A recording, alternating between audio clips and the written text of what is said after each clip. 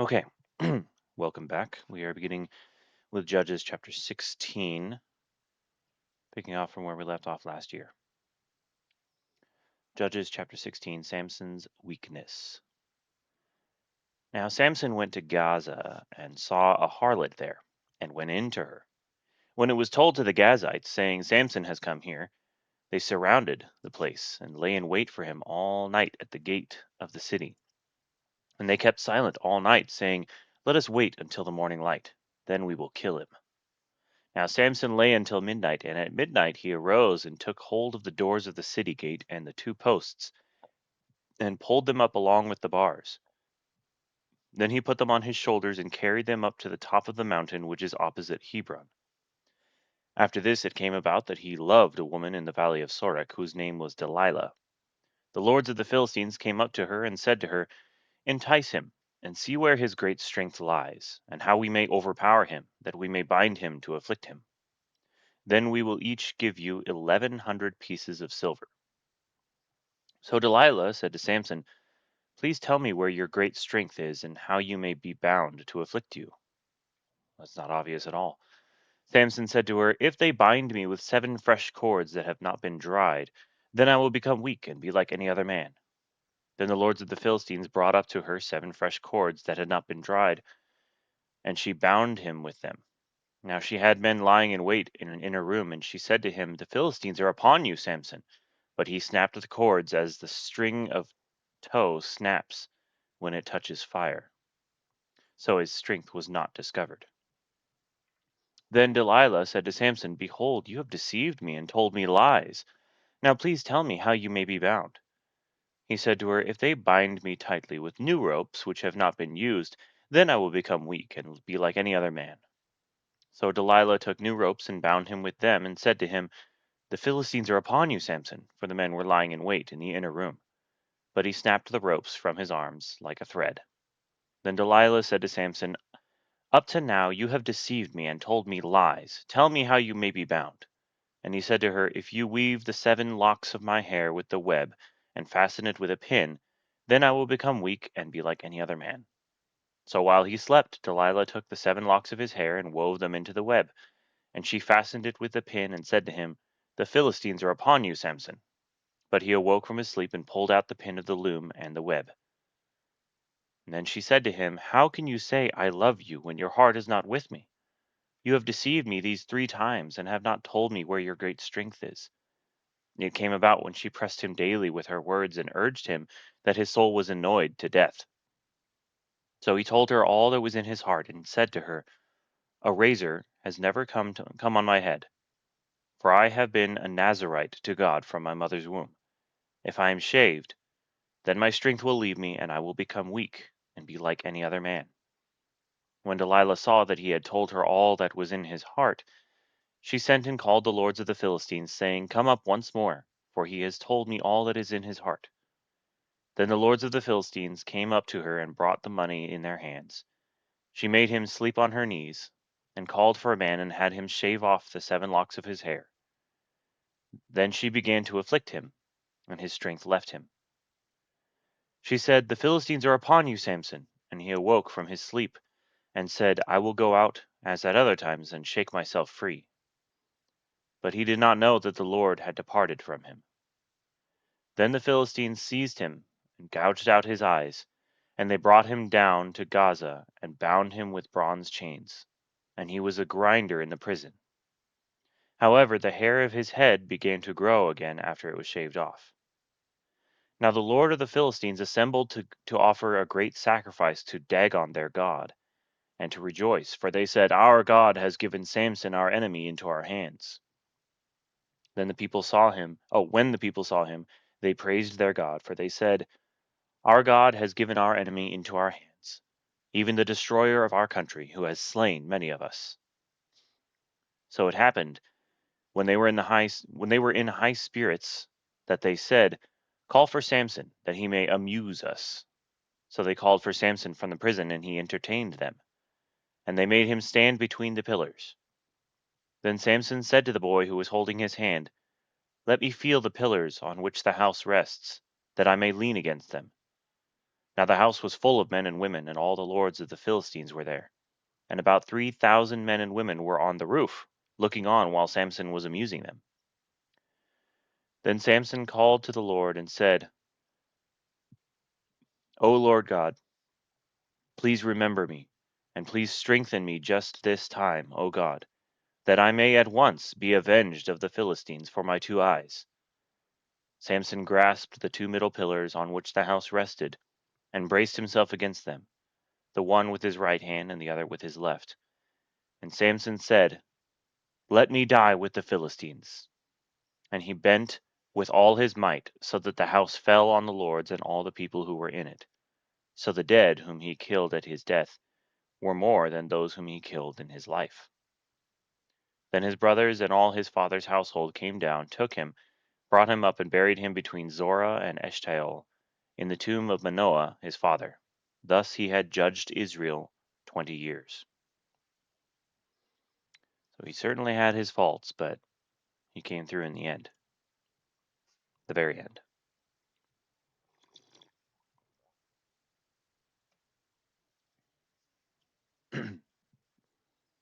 Chapter 17, Micah's idolatry. Now there was a man of the hill country of Ephraim, whose name was Micah. He said to his mother, The 1,100 pieces of silver which were taken from you, about which you uttered a curse in my hearing, behold, the silver is with me. I took it. And his mother said, Blessed be my son by the Lord.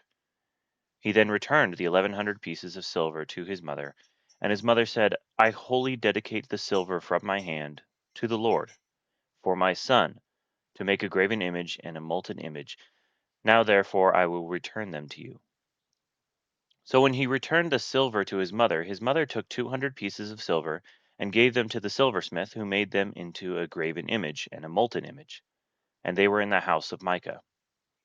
And the man Micah had a shrine, and he made an ephod and household idols, and consecrated one of his sons, that he might become his priest. In those days there was no king in Israel. Every man did what was right in his own eyes. That's what you call subjective morality. Verse 7, Now there was a young man from Bethlehem in Judah, of the family of Judah, who was a Levite, and he was staying there. Then the man departed from the city, from Bethlehem in Judah, to stay wherever he might find a place. And as he made his journey, he came to the hill country of Ephraim, to the house of Micah.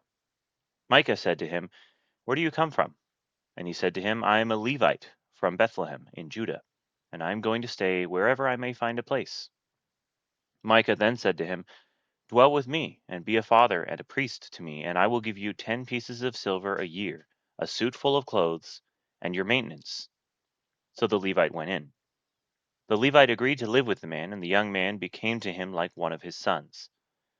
So Micah consecrated the Levite, and the young man became his priest, and lived in the house of Micah. Then Micah said, Now I know that the Lord will prosper me, seeing I have a Levite as priest. Chapter 18, Danites seek territory. Ooh. In those days there was no king of Israel, and in those days the tribe of the Danites was seeking an inheritance for themselves to live in. For until that day an inheritance had not been allotted to them as a possession among the tribes of Israel. So the sons of Dan sent from their family 5 men out of their whole number, valiant men from Zorah and Eshtaol, to spy out the land and to search it. And they said to them, Go search the land. And they came to the hill country of Ephraim, to the house of Micah, and lodged there. When they were near the house of Micah, they recognized the voice of the young man, the Levite, and they turned aside there and said to him, Who brought you here? And what are you doing in this place? And what do you have here? He said to them, Thus and so Micah has done to me. And he has hired me, and I have become his priest. They said to him, Inquire of God, please, that we may know whether our way on which we are going will be prosperous. The priest said to them, Go in peace. Your way in which you are going has the Lord's approval. Then the 5 men departed and came to Laish, and saw the people who were in it living in security, after the manner of the Sidonians, quiet and secure. for there was no ruler humiliating them for anything in the land, and they were far from the Sidonians and had no dealings with anyone. When they came back to their brothers at Zorah and Eshtaol, their brothers said to them, "What do you report?" They said, "Arise, let us go up against them, for we have seen the land, and behold, it is very good. And will you sit still? Do not delay to go, to enter, to possess the land. When you enter, you will come to a secure people with a spacious land, for God has given it into your hand, a place where there is no lack of anything that is on the earth." Then from the family of the Danites, from Zorah and from Eshtaol, 600 men armed with weapons of war set out. They went up and camped at Kiriath Jearim in Judah. Therefore they called that place Mahane Dan to this day. Behold, it is west of Kiriath Jearim. They passed from there to the hill country of Ephraim and came to the house of Micah.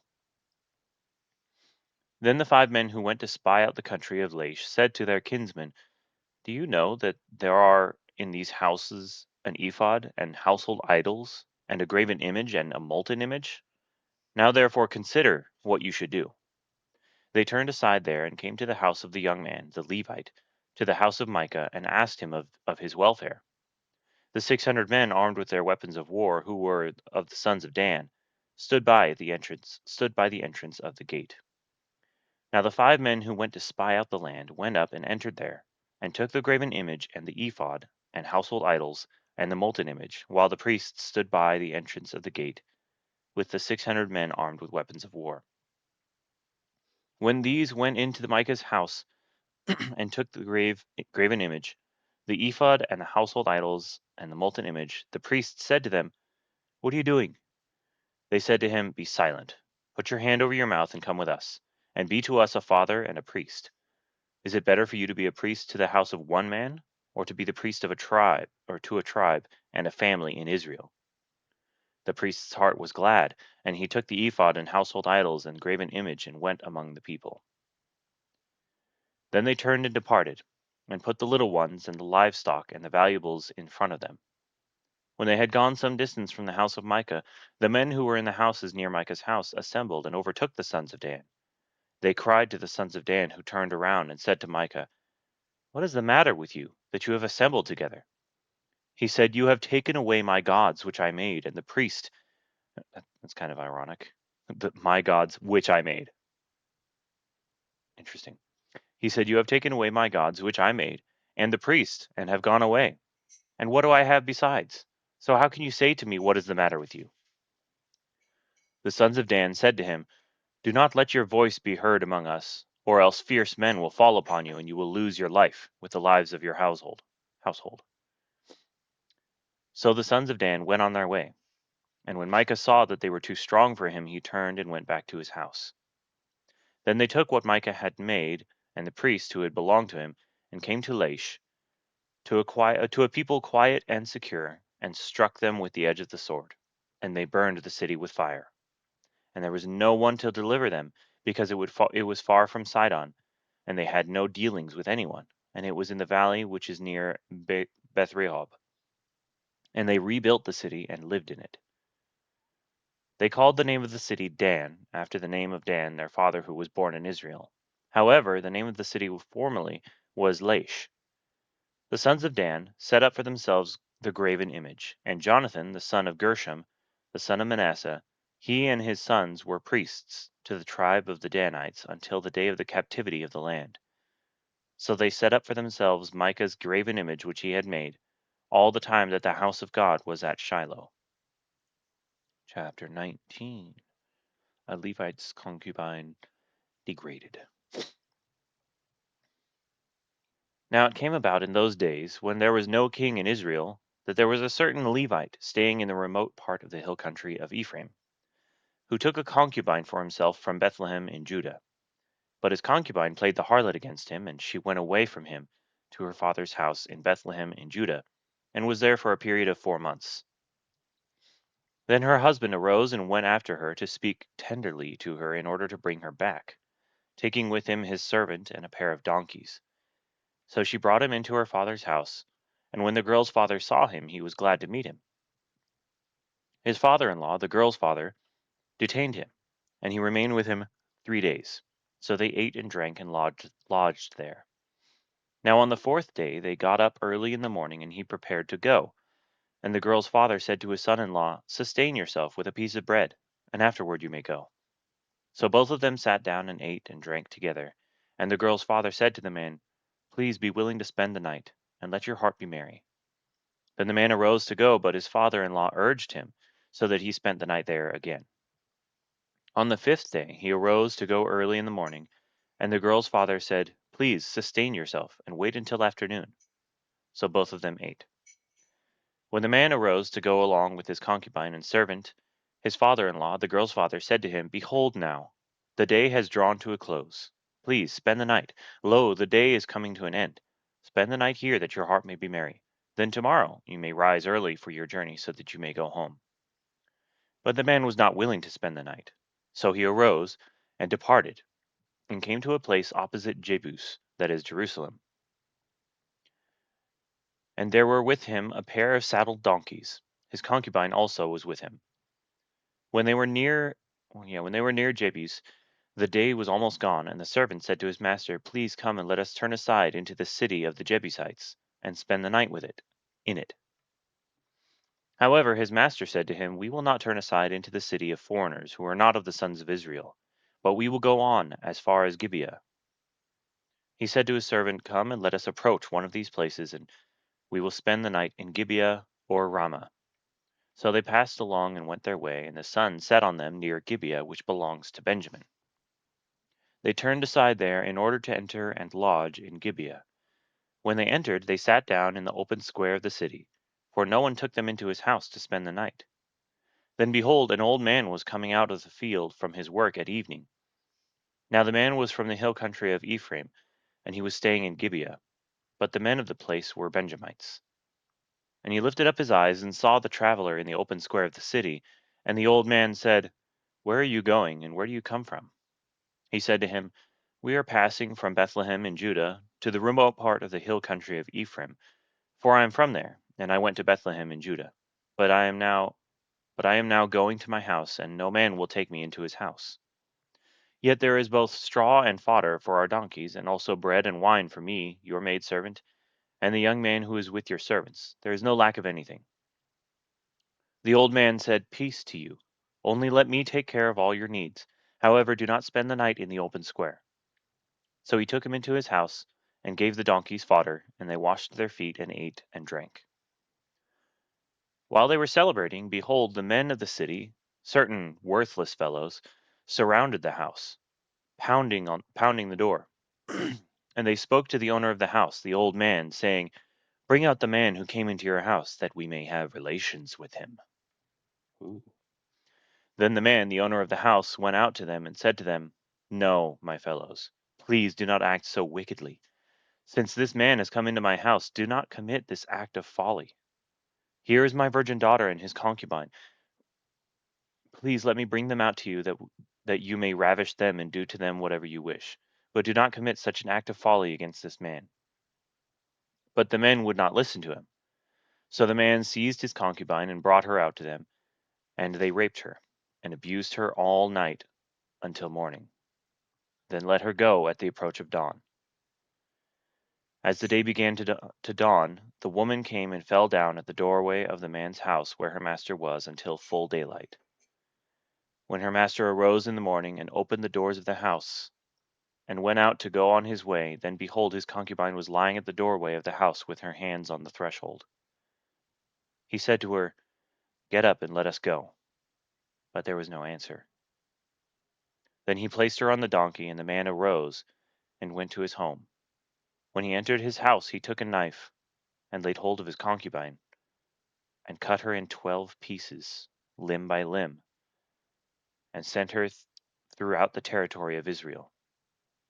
All who saw it said, "Nothing like this has ever happened or been seen from the day when the sons of Israel came up from the land of Egypt to this day.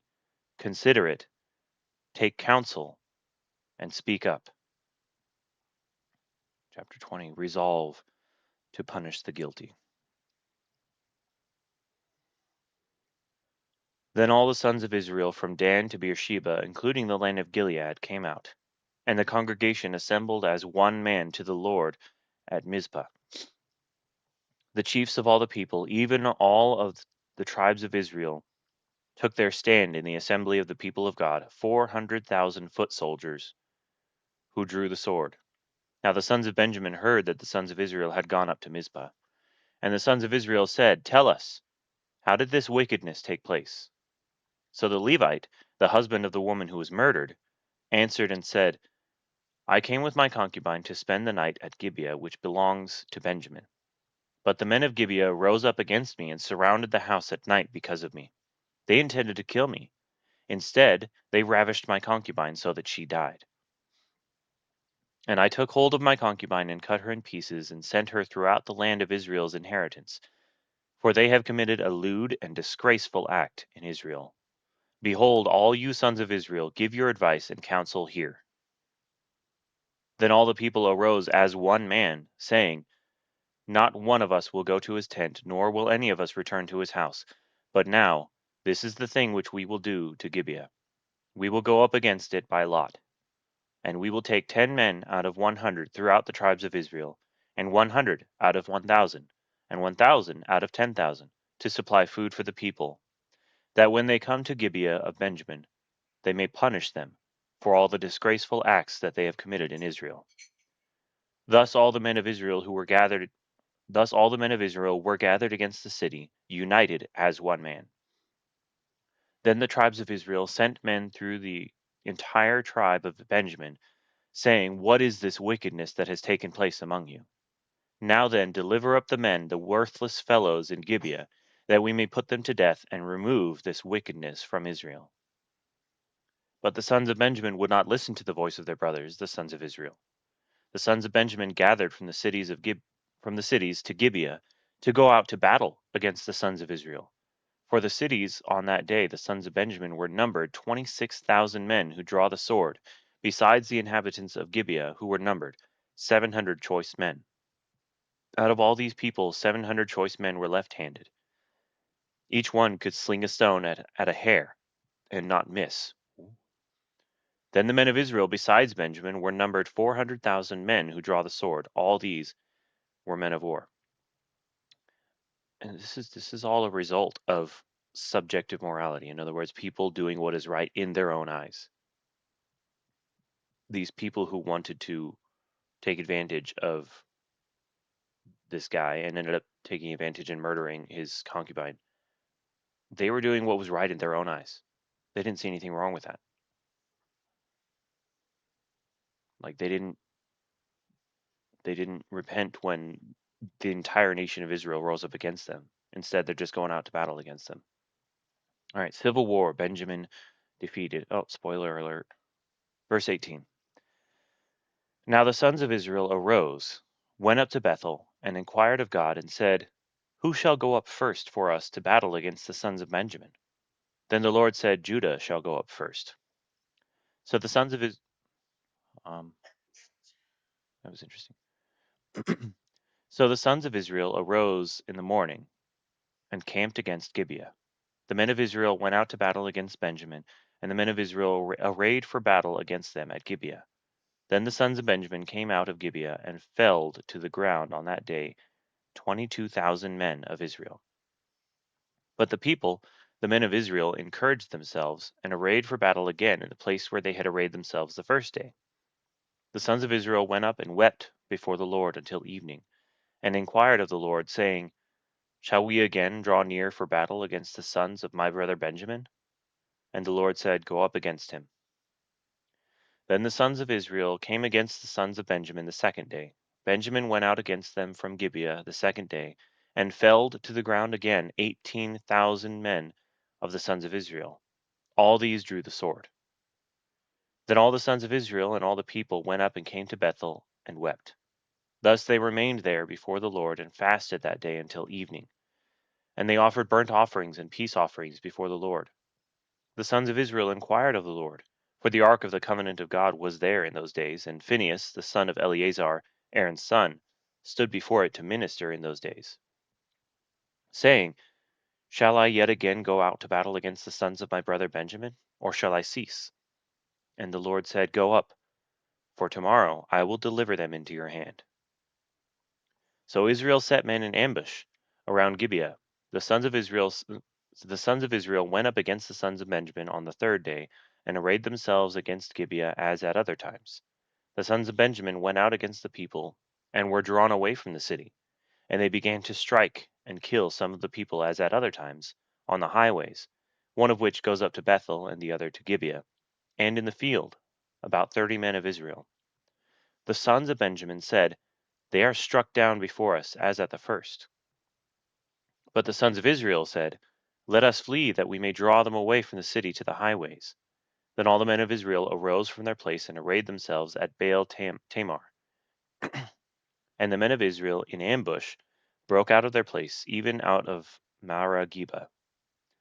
When 10,000 choice men from all Israel came against Gibeah, the battle became fierce. But Benjamin did not know that disaster was close to them. And the Lord struck Benjamin before Israel, so that the sons of Israel destroyed 25,100 men of Benjamin that day, all who draw the sword. So the sons of Benjamin saw that they were defeated. When the men of Israel gave ground to Benjamin because they relied on the men in ambush whom they had set against Gibeah, the men in ambush hurried and rushed against Gibeah. The men in ambush also deployed and struck all the city with the edge of the sword. Now the appointed sign between the men of Israel and the men in ambush was that they would make a great cloud of smoke rise from the city. Then the men of Israel turned in the battle, and Benjamin began to strike and kill about 30 men of Israel, for they said, "Surely they are defeated before us, as in the first battle." But when the cloud began to rise from the city in a column of smoke, Benjamin looked behind them, and behold, the whole city was going up in smoke to heaven. Then the men of Israel turned, and the men of Benjamin were terrified, for they saw that disaster was close to them. Therefore they turned their backs before the men of Israel toward the direction of the wilderness, but the battle overtook them, while those who came out of the cities destroyed them in the midst of them. They surrounded Benjamin, pursued them without rest, and trod them down opposite Gibeah toward the east. Thus 18,000 men of Benjamin fell, all these were valiant warriors. The rest turned and fled toward the wilderness, to the rock of Rimmon, but they caught 5,000 of them on the highways and overtook them at Gidom and killed 2,000 of them. So all of Benjamin who fell that day were 25,000 men who draw the sword. All these were valiant warriors. But 600 men turned and fled toward the wilderness to the rock of Rimmon, and they remained at the rock of Rimmon 4 months. The men of Israel turned back against the sons of Benjamin and struck them with the edge of the sword, both the entire city with the cattle and all that they found. They also set on fire all the cities which they found. Chapter 21. Mourning Lost Tribe. Now the men of Israel had sworn in Mizpah, saying, "None of us shall give his daughter to Benjamin in marriage." So the people came to Bethel and sat there before God until evening, and lifted up their voices and wept bitterly. They said, "Why, O Lord God of Israel, has this come about in Israel, so that one tribe should be missing today in Israel?" It came about the next day that the people arose early and built an altar there, and offered burnt offerings and peace offerings. Then the sons of Israel said, "Who is there among all the tribes of Israel who did not come up in the assembly of the Lord?" For they had taken a great oath concerning him who did not come up to the Lord at Mizpah, saying, "He shall surely be put to death." And the sons of Israel were sorry for their brother Benjamin, and said, "One tribe is cut off from Israel today. What shall we do for wives for those who are left, since we have sworn by the Lord not to give them any of our daughters in marriage?" And they said, what one is there of the tribes of Israel who did not come up to the Lord at Mizpah? And behold, no one had come to the camp from Jabesh Gilead to the assembly. For when the people were numbered, behold, not one of the inhabitants of Jabesh Gilead was there. And the congregation sent 12,000 of the valiant warriors there, and commanded them, saying, "Go and strike the inhabitants of Jabesh Gilead with the edge of the sword, with the men and with the women and the little ones." This is the thing that you shall do. You shall utterly destroy every man and every woman who has lain with a man. And they found among the inhabitants of Jabesh Gilead 400 young virgins who had not known a man by lying with him, and they brought them to the camp at Shiloh, which is in the land of Canaan. Then the whole congregation sent word and spoke to the sons of Benjamin who were at the rock of Rimmon, and proclaimed peace to them. Benjamin returned at that time, and they gave them the women whom they had kept alive from the women of Jabesh Gilead. Yet they were not enough for them. And the people were sorry for Benjamin, because the Lord had made a breach in the tribes of Israel. Then the elders of the congregation said, "What shall we do for wives for those who are left, since the women are destroyed out of Benjamin?" They said, "There must be an inheritance for the survivors of Benjamin, so that a tribe will not be blotted out from Israel. But we cannot give them wives of our daughters. For the sons of Israel had sworn, saying, 'Cursed is he who gives a wife to Benjamin.'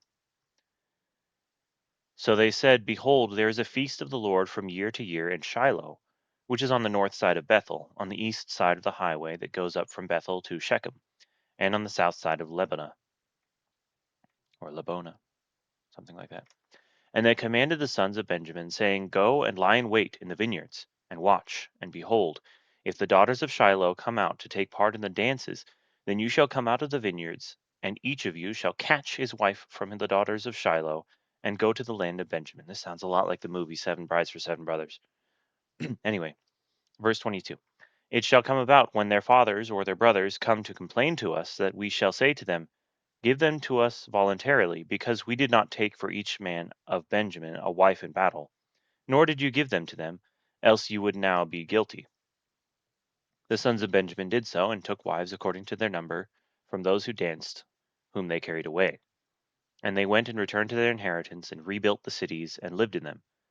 The sons of Israel departed from there at that time, every man to his tribe and family, and each one of them went out from there to his inheritance. In those days there was no king in Israel. Everyone did what was right in his own eyes."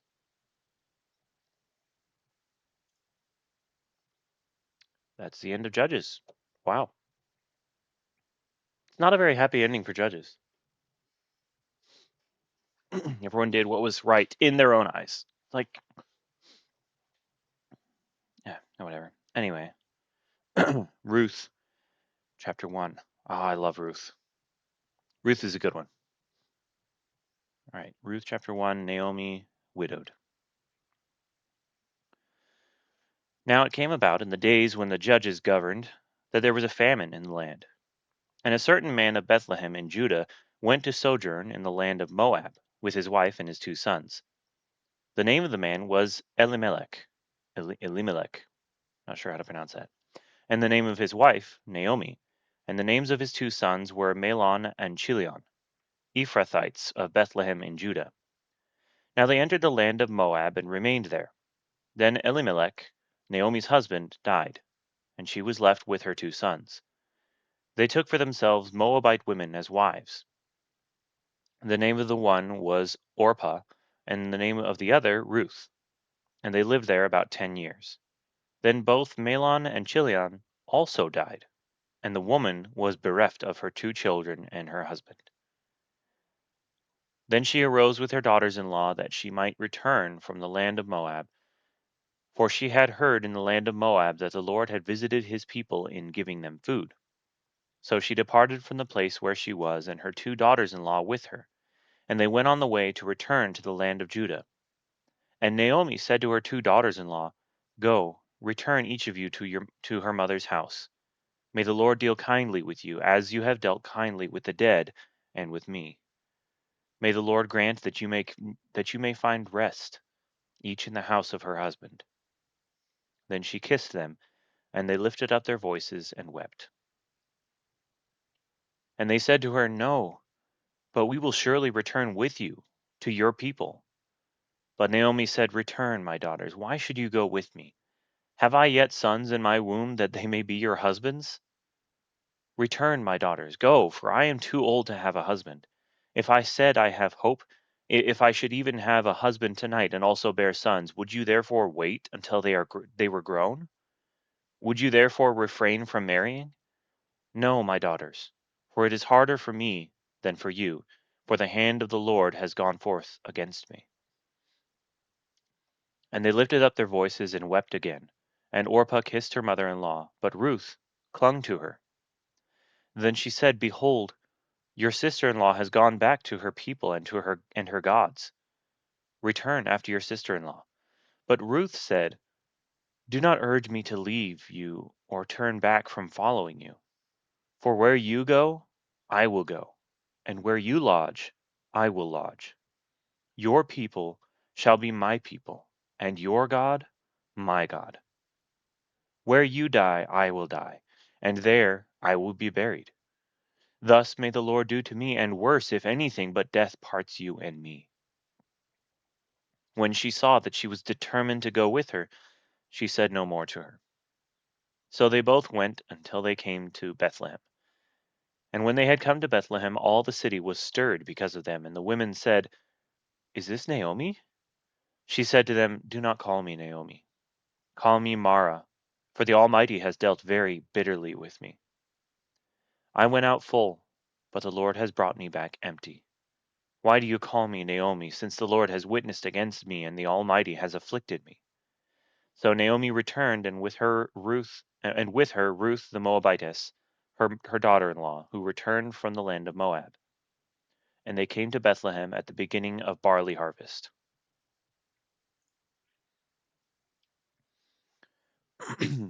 Chapter 2. Now Naomi had a kinsman of her husband, a man of great wealth, of the family of Elimelech, whose name was Boaz. And Ruth, the Moabitess, said to Naomi, "Please let me go to the field and glean among the ears of grain, after one in whose sight I may find favor." And she said to her, "Go, my daughter." So she departed and went and gleaned in the field after the reapers. And she happened to come to the portion of the field belonging to Boaz, who was of the family of Elimelech. Now behold, Boaz came from Bethlehem and said to the reapers, "May the Lord be with you." And they said to him, "May the Lord bless you." Then Boaz said to his servant who was in charge of the reapers, "Whose young woman is this?" The servant in charge of the reapers replied, "She is the young Moabite woman who returned with Naomi from the land of Moab." And she said, "Please let me glean and gather after the reapers among the sheaves." Thus she came and has remained from the morning until now. She has been sitting in the house for a little while.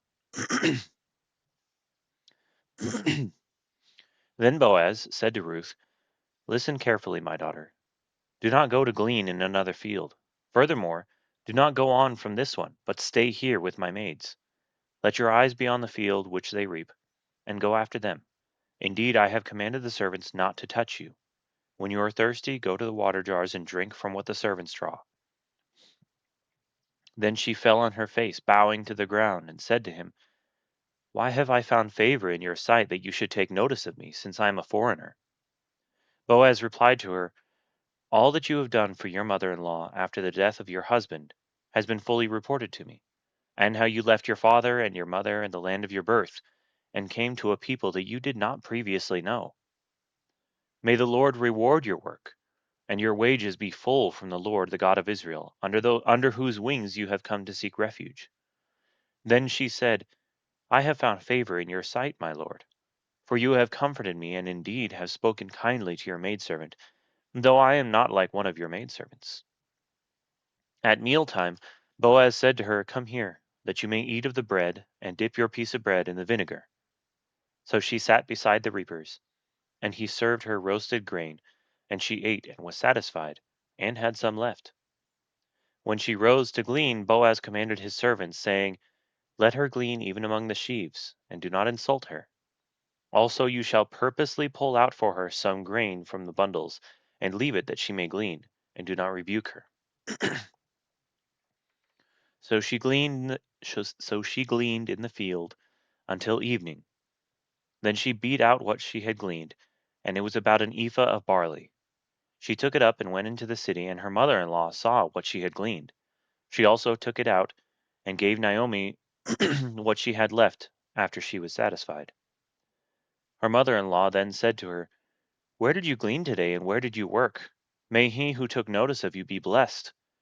So she told her mother-in-law with whom she had worked, and said, "The name of the man with whom I worked today is Boaz."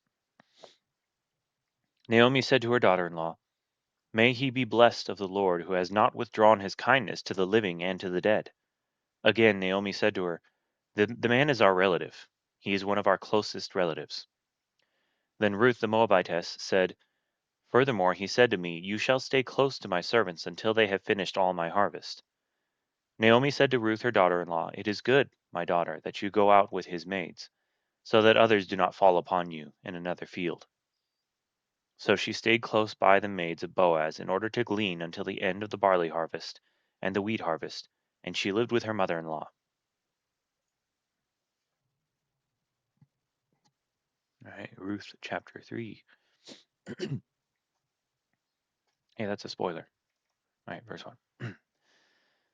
Then Naomi, her mother-in-law, said to her, "My daughter, shall I not seek security for you, that it may be well with you? Now is not Boaz our kinsman, with whose maids you were? Behold, he winnows barley at the threshing floor tonight. Wash yourself there, and anoint yourself, and put on your best clothes, and go down to the threshing floor. But do not make yourself known to the man until he has finished eating and drinking. It shall be, when he lies down, that you shall notice the place where he lies, and you shall go and uncover his feet and lie down. Then he will tell you what you shall do." She said to her, "All that you say I will do." So she went down to the threshing floor and did according to all that her mother-in-law had commanded her. Then Boaz had eaten and drunk, and his heart was merry. He went to lie down at the end of the heap of grain, and she came secretly and uncovered his feet and lay down. It happened in the middle of the night that the man was startled and bent forward, and behold, a woman was lying at his feet. He said, "Who are you?" And she answered, "I am Ruth, your maid. So spread your covering over your maid, for you are a close relative." Then he said, "May you be blessed of the Lord, my daughter. You have shown your last kindness to be better than the first, by not going after young men, whether poor or rich. Now, my daughter, do not fear. I will do for you whatever you ask. For all my people in the city know that you are a woman of excellence. Now it is true, I am a close relative. However, there is a relative closer than I. Remain this night, and when morning comes, if he will redeem you, good, let him redeem you. But if he does not wish to redeem you, then I will redeem you, as the Lord lives. Lie down until morning." So she lay at his feet until morning, and rose before one could recognize another. And he said, "Let it not be known that the woman came to the threshing floor." Again he said, "Give me the cloak that is on you, and hold it." So she held it, and he measured 6 measures of barley, and laid it on her. Then she went into the city. When she came to her mother-in-law, she said, "How did it go, my daughter?" And she told her all that the man had done for her. She said, "These 6 measures of barley he gave to me, for he said, 'Do not go to your mother-in-law empty-handed.'" And then she said, "Wait, my daughter, until you know how the matter turns out, for the man will not rest until he has settled it today."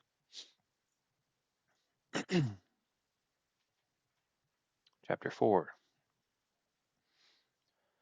Now Boaz went up to the gate and sat there, and behold, the close relative of whom Boaz spoke was passing by. So he said, "Turn aside, friend, sit down here." And he turned aside and sat down. He took 10 men of the elders of the city and said, "Sit down here." So they sat down. Then he said to the closest relative, Naomi, "Naomi, who has come back from the land of Moab, has to sell the piece of land which belonged to our brother Elimelech. So I thought to inform you, saying, 'Buy it before those who are sitting here, and before the elders of my people. If you will redeem it, redeem it. But if not, tell me that I may know. For there is no one but you to redeem it, and I am after you.' And he said, 'I will redeem it.' Then Boaz said, 'On the day you buy the field from the hand of Naomi, you must also acquire Ruth, the Moabitess, the widow of the deceased, in order to raise up the name of the deceased on his inheritance.'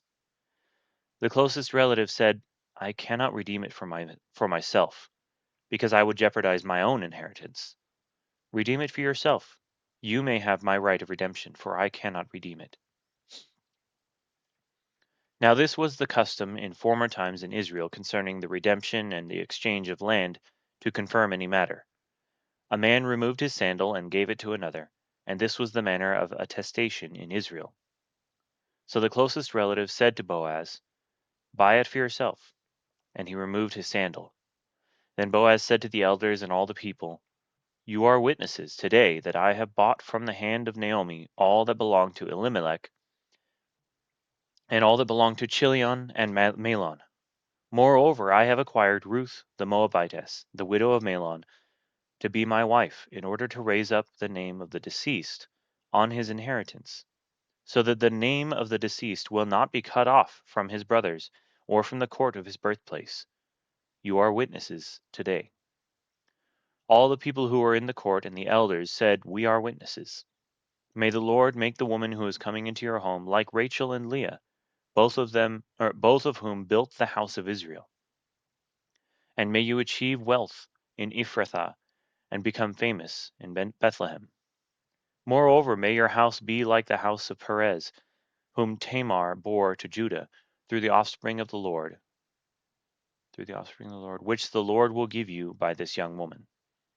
So Boaz took Ruth, and she became his wife, and he went in to her, and the Lord enabled her to conceive, and she gave birth to a son. Then the women said to Naomi, "Blessed is the Lord, who has not left you without a redeemer today, and may his name become famous in Israel. May he also be to you a restorer of life and a sustainer of your old age.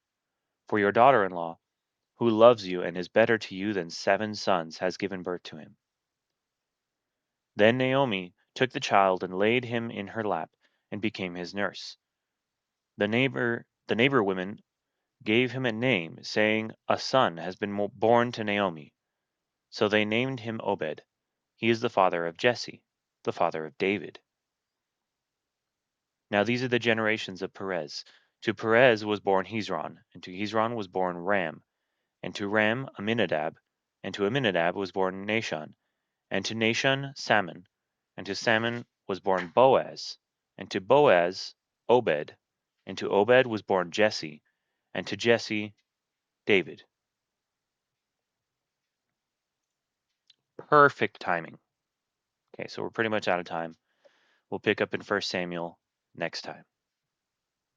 All right. Thank you. And join me